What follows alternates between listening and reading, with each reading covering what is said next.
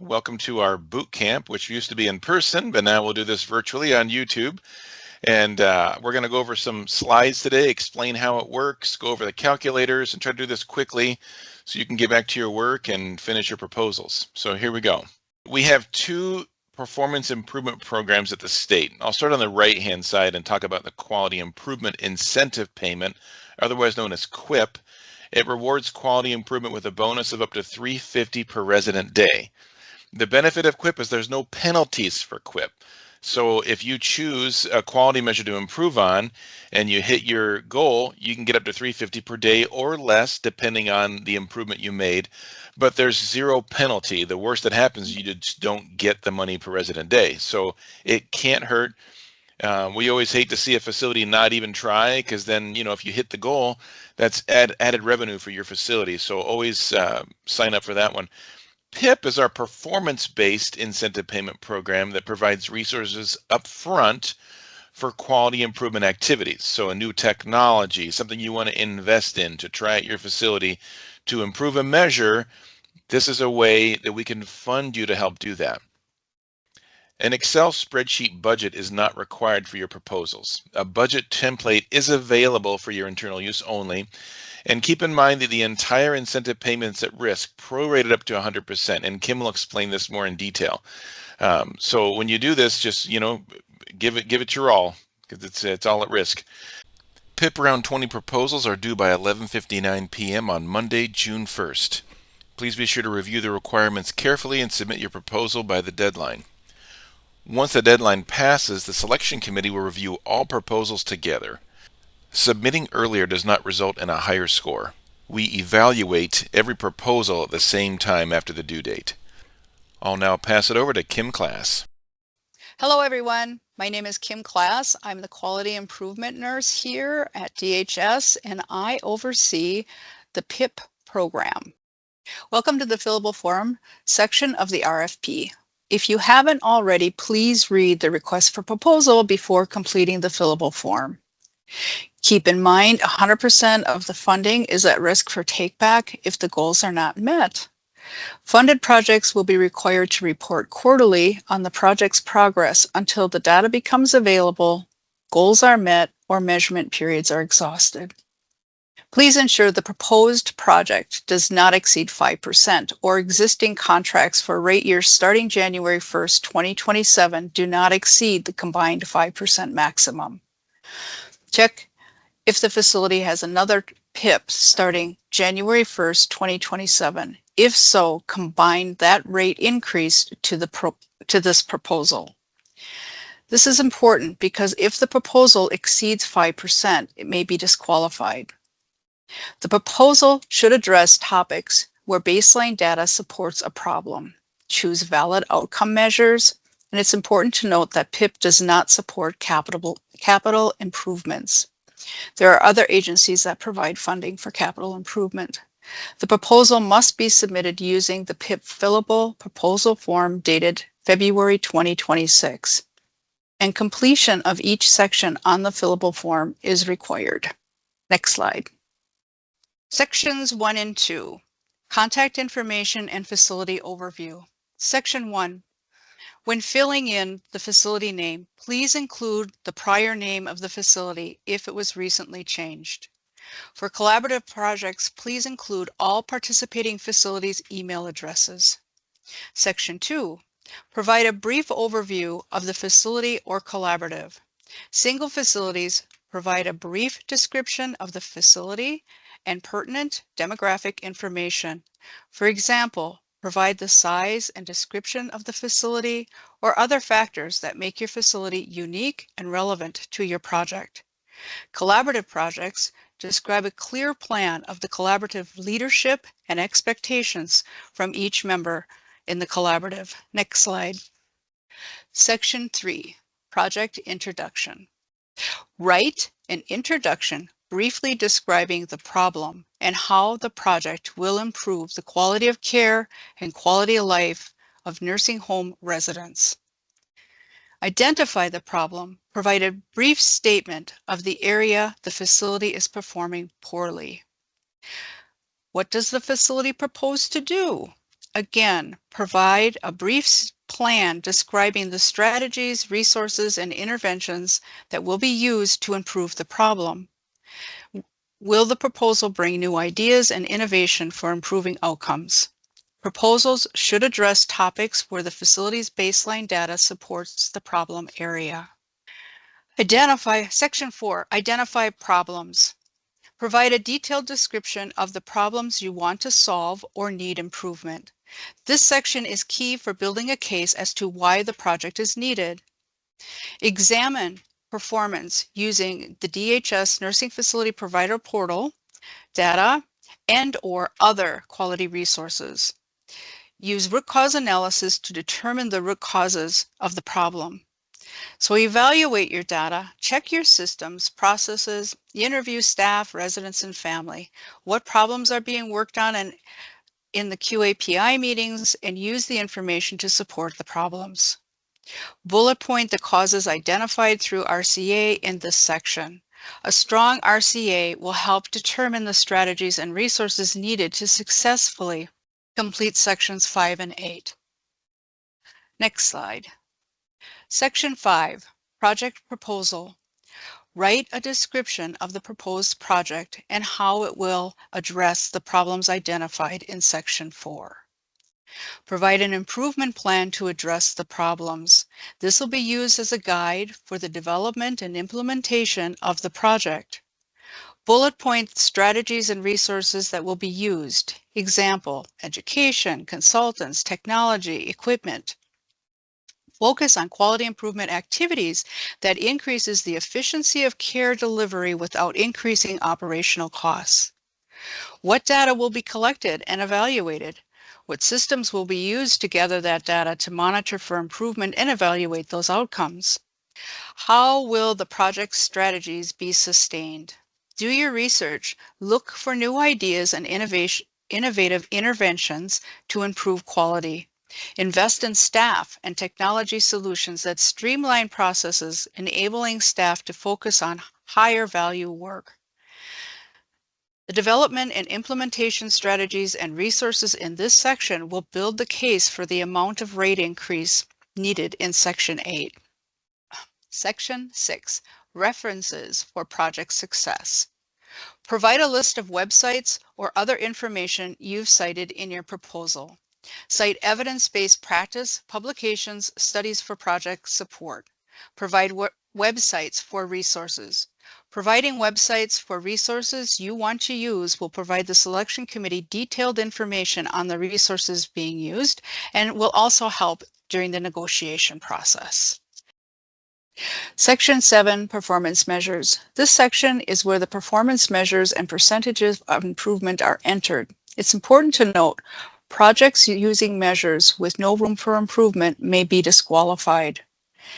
Insert the baseline data for your proposed performance measures. Indicate your expected percentage of improvement for each measure. Indicate the time frame for achieving those improvements targets. Collaborative projects will provide collaborative and individual baseline data and targets. Facilities are highly encouraged to choose valid outcome on the Minnesota Provider Portal. If other measures are proposed, give clear criteria why and provide standards of achievement. The measurement period is used to determine if the project has met its outcome goals. Choose the measurement period that reflects when the facility should expect improvement. See examples for entering improvement measures at the bottom of the slide. Important to note, all projects remain active and quarterly status reports continue until the measurement periods end, not when the incentive payment ends. I'll now turn it over to Dave.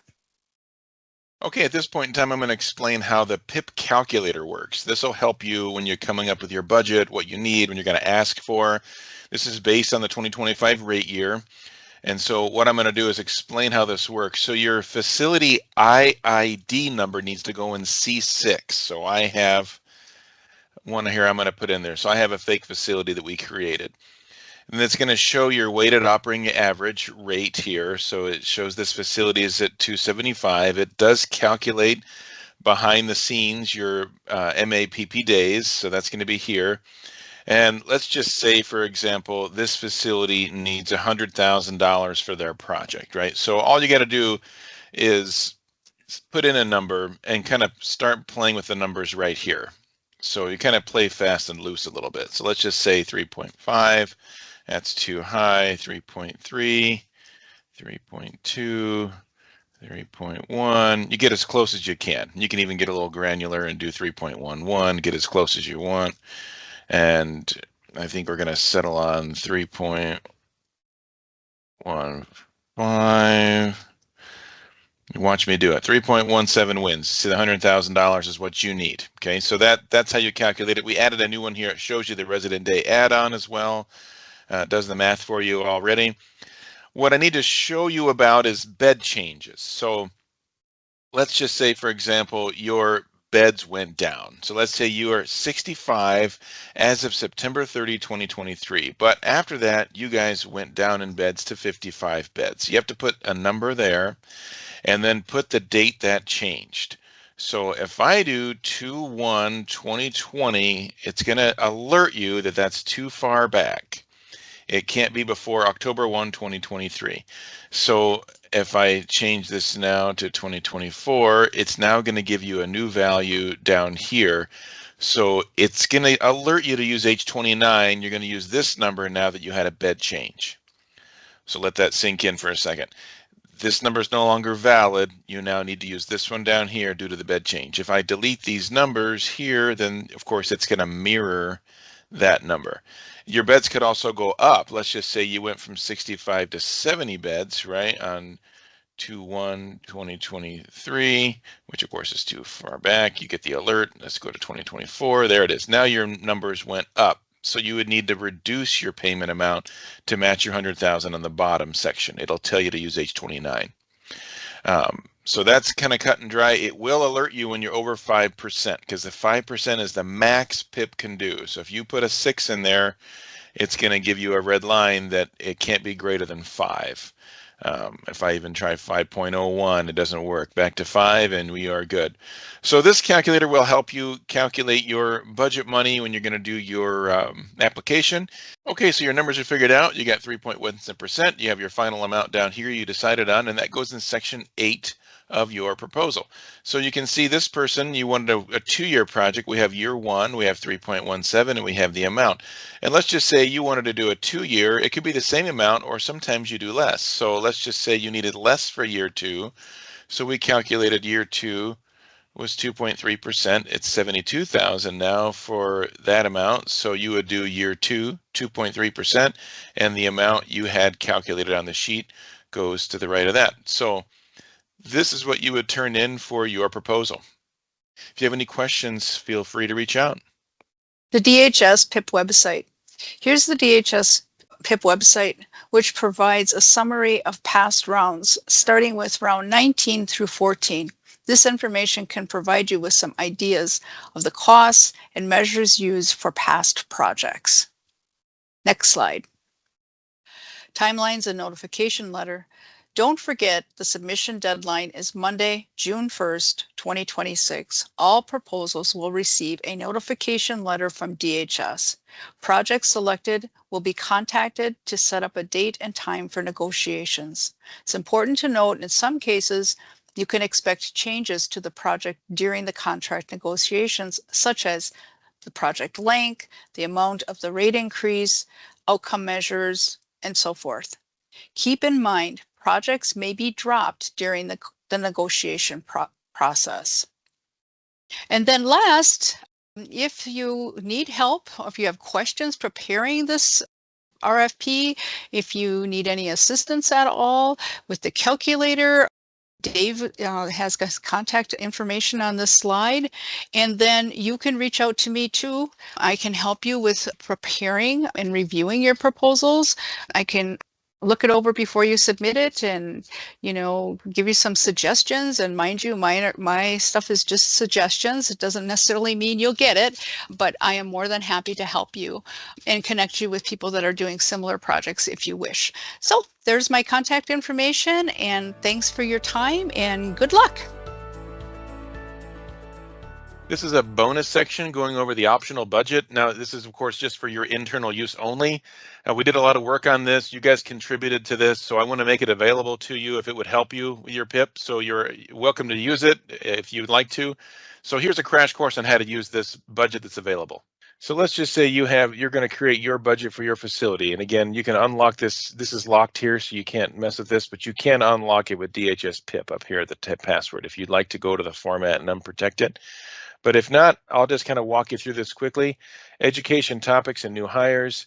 You can see that we actually have built into the equation some things that'll help you.